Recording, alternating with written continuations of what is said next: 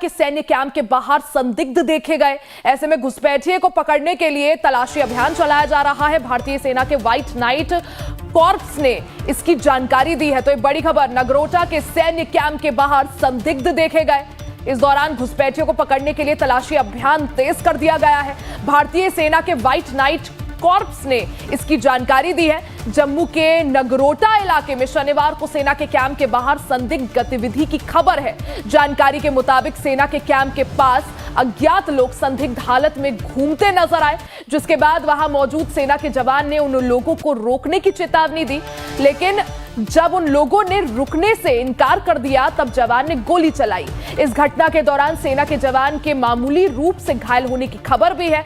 भारतीय सेना के व्हाइट नाइट कॉर्प्स ने तलाशी अभियान शुरू कर दिया है और व्हाइट नाइट कॉर्प्स ने अपने एक्स पोस्ट में इसकी जानकारी भी दी है। देखिए एक्स पोस्ट क्या किया है वो भी आपको दिखा रहे हैं। नगरोटा मिलिट्री स्टेशन के परिसर के पास संदिग्ध गतिविधि देखने पर सतर्क प्रहरी ने चुनौती दी, जिसके बाद संदिग्ध के साथ संक्षिप्त गोलाबारी हुई। प्रहरी को मामूली चोट आई है। घुसपैठिए को ट्रैक करने के लिए तलाशी अभियान जारी है। तो सेना के व्हाइट नाइट कॉर्प्स की तरफ से यह जानकारी दी गई है किस तरह से पाकिस्तान की तरफ से घुसपैठ की भी कोशिश की गई। ऐसे में जम्मू के नगरोटा इलाके में सेना के कैंप के पास संदिग्ध गतिविधियां देखी गई, जिसके बाद अंदाजा यही लगाया जा रहा है कि घुसपैठ करने की पाकिस्तान की तरफ से कोशिश की गई होगी। ज्यादा जानकारी और अपडेट के लिए रविंद्र लगातार हमारे साथ बने हुए हैं। रविंद्र, जिस तरह से व्हाइट नाइट कॉर्प्स ने यह जानकारी साझा की है, संदिग्ध गतिविधियां ट्रैक की गई, क्या कुछ जानकारी इसको लेकर? देखिए, नगरोटा के अंदर बहुत बड़ा आर्मी मुख्यालय भी है और कैंप भी है। कई जगह पर पूरा नगरोटा कहा जाए तो आर्मी के अधीन है और ऐसे में ये को पहली बार नहीं है। इससे पहले भी नगरोटा के अंदर आतंकी हमले हो चुके हैं, लेकिन जिस प्रकार से बीती रात संतरी ने संदिग्ध मूवमेंट देखी और उसके बाद हालांकि उनको रोकने का प्रयास किया, लेकिन उनकी तरफ से जब फायरिंग की गई तो जवाबी कार्रवाई की गई, जिसमें संतरी को गोली लगी।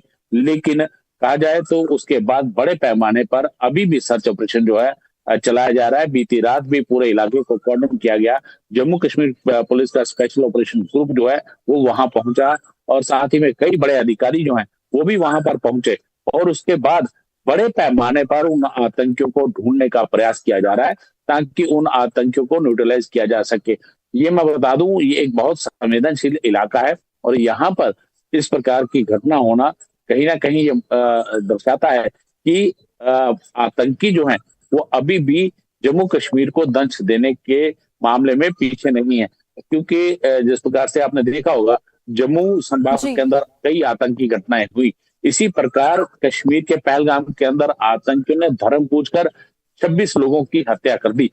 तो ऐसे में जो आतंकी हैं वो लगातार यही कोशिश कर रहे हैं कि किसी भी तरीके से यहाँ पर हालात बिगाड़े जाएं, क्योंकि पाकिस्तान भी क्योंकि पाकिस्तान के अंदर जो आतंकी हैं वो पाकिस्तान सरकार की गोद में बैठकर ये सब काम कर रहे हैं।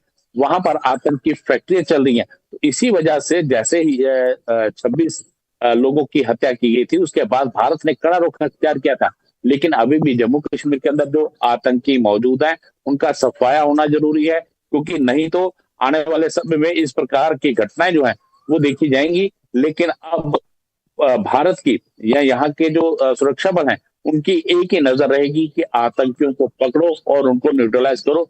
और फिलहाल यहाँ कहा जाए तो नगरोटा के अंदर एक मैसिव सर्च ऑपरेशन जो है वो चलाया जा रहा है ताकि आतंकियों को ढूंढकर न्यूट्रलाइज किया जा सके। जी क्योंकि रविंद्र, एक तरफ एलओसी पर जो है काफी तनाव बना हुआ है, पाकिस्तान की तरफ से सीज फायर का भी उल्लंघन किया जा रहा है जैसी खबरें बीते दिन आई थी, और वहीं दूसरी तरफ घुसपैठियों और घुसपैठ करने की कोशिश भी भारत में की जा रही है।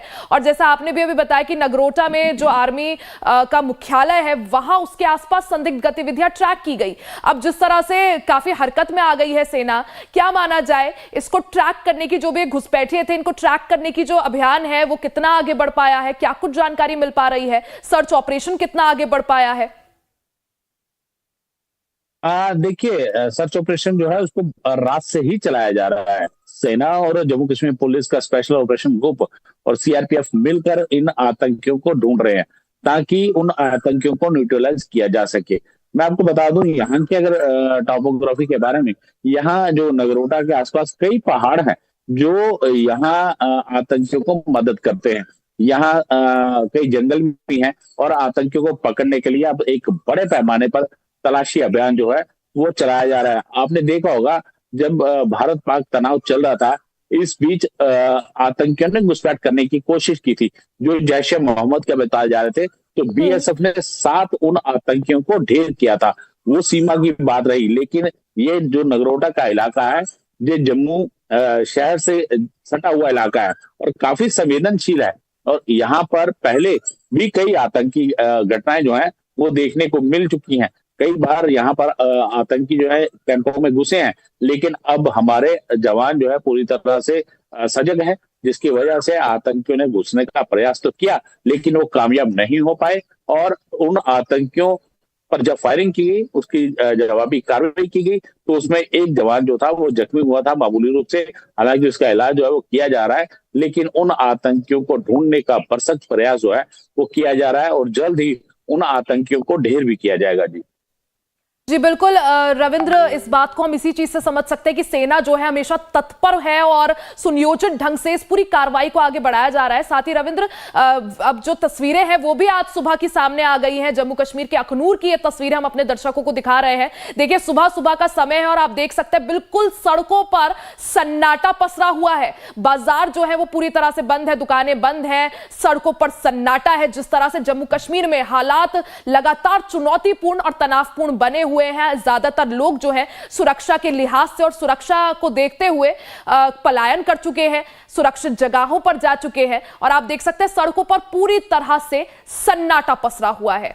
लोगों की कोशिश यही है कि सबसे पहले जो है अपनी जान बचाई जा सके। और देखिए 2 तस्वीरें आपकी टीवी स्क्रीन पर, पहली तस्वीर अखनूर की है और दूसरी तस्वीर राजौरी से है।